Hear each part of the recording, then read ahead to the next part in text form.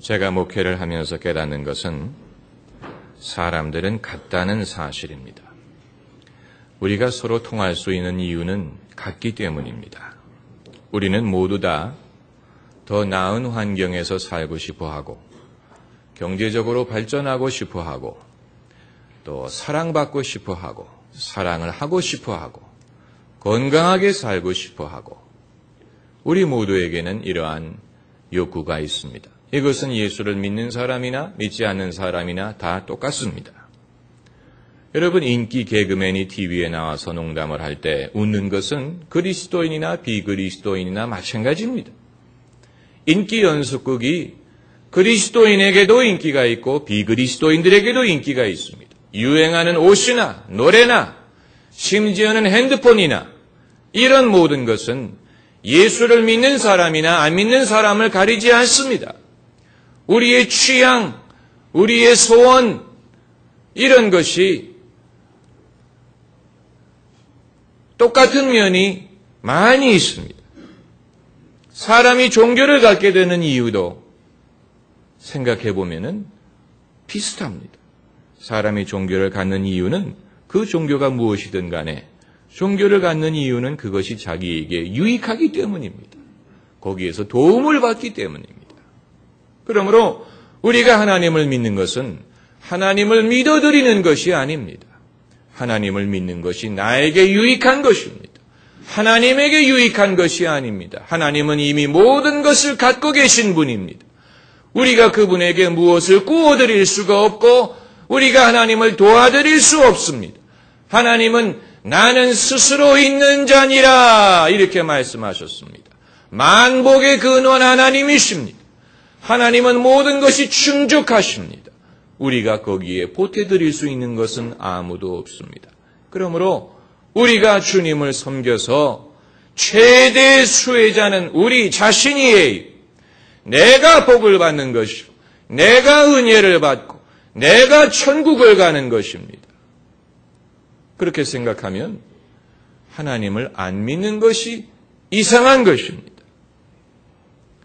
여러분, 성경에서 왜 수많은 사람들이 예수님께 나아갔습니까? 그것은 예수님이 계신 곳에는 문제 해결이 있었기 때문입니다. 예수님께 나아갈 때는 좋은 일이 일어납니다.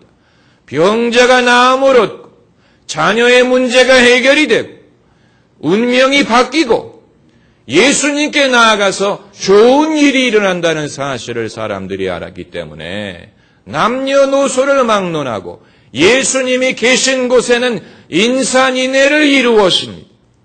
그것은 오늘날도 마찬가지입니다. 우리가 예수님의 은혜와 사랑과 능력을 올바로 증거할 수만 있다면 왜 사람들이 예수님 믿기를 거부하겠습니까? 왜 사람들이 예수님을 의지하지 않겠습니까? 예수님을 우리가 올바로 증거할 수만 있다면 어느 누가 예수님을 거부하겠습니까?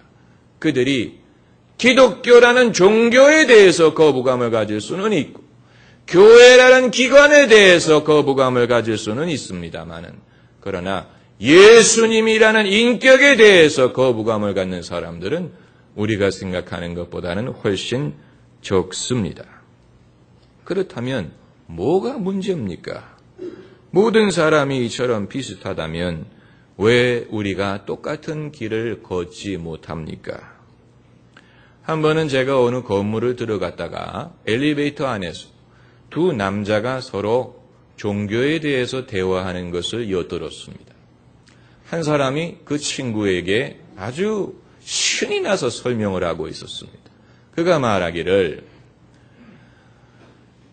종교가 생활 속에 있어야지 생활이 종교 속에 있을 수는 없지 않느냐, 이런 지적을 하는 것이었습니다. 여러분은 어떻게 생각하십니까? 여러분은 어디에 속한다고 생각하십니까? 여러분에게는 신앙이 생활 속에 있습니까? 아니면 여러분의 생활이 신앙 속에 있습니까? 이건 우리가 깊이 생각해야 될 부분입니다만은 예수께서 아주 혁신적인 말씀을 하신 부분이 있습니다. 사람이 안식일을 위한 것이 아니고 안식일이 사람을 위한 것이다. 여기서 우리가 주목할 것은 사람을 위한 것이다 라는 발언입니다. 이 점을 그 당시에 바리새인들은 깨닫지를 못했습니다. 그래서 그들은 율법을 잘 지킨다고 생각을 하고 율법에 대한 열심이 있었다고 생각을 했지만 본인들도 인간답게 살지 못하고 남들도 인간답게 살도록 돕지를 못했습니다. 예수님은 그것을 모순으로 보셨습니다. 그것을 잘못된 신앙으로 보셨습니다. 예수님의 생각은 병자가 있으면 고쳐주어야 되고 배고픈 자가 있으면 먹여야 되고 고독한 자가 있으면 친구가 되어줘야 되고 옥에 갇힌 사람이 있으면 찾아주어야 됩니다. 죄인이 있으면 구원해 주어야 됩니다. 이것이 예수님이 보신 하나님의 뜻이었습니다.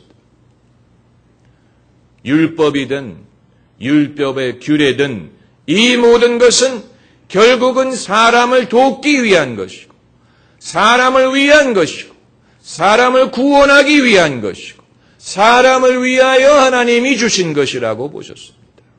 그런데 그것이 아니고 사람이 열심은 있는데 그것이 사람에게 아무런 축복이 되지 않고 도움이 되지 않고 의미 전달이 되지 않는다면 그것이야말로 울리는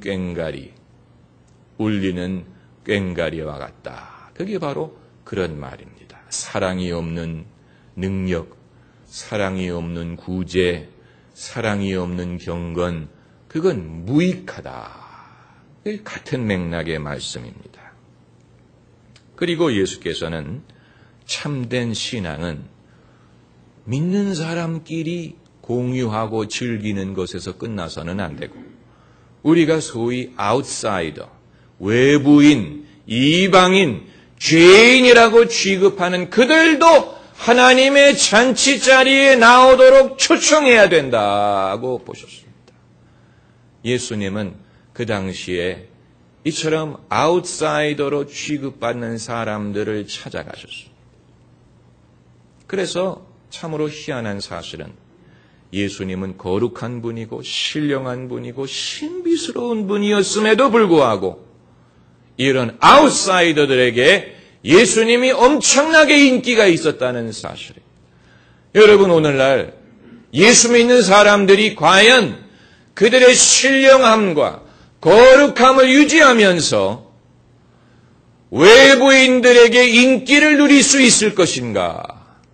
이것은 예수를 믿는 사람이라면 깊이 생각하고 고민해야 될 부분입니다. 많은 경우에 거룩하게 산다고 하는 것이 오히려 사람들로부터 우리를 격리시키고 그들로 하여금 우리를 매력이 없는 인간으로 보게 만들고 거리감을 느끼게 만들고 오히려 그들에게 하나님의 사랑을 전달할 수 있는 기회를 막는 효과를 낳지 않습니까?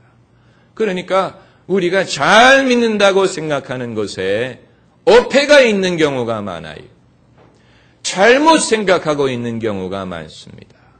결과적으로 내 열심이 나를 위한 열심으로 끝나버릴 수도 있습니다. 나를 위한 열심, 나의 만족을 위한 열심, 남에게 의미가 되지 못하는 열심, 그리고 하나님이 사용할 수 없는 열심.